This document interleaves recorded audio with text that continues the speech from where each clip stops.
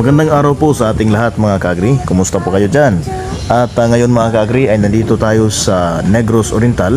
Ito po ay isa sa mga mountainous area ng municipality.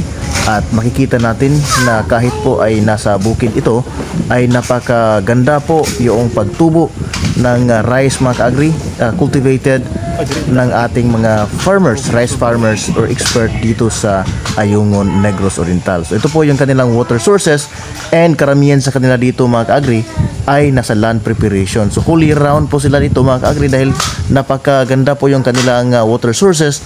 At dito mga kaagri makikita natin yung napakalawak na rice production area.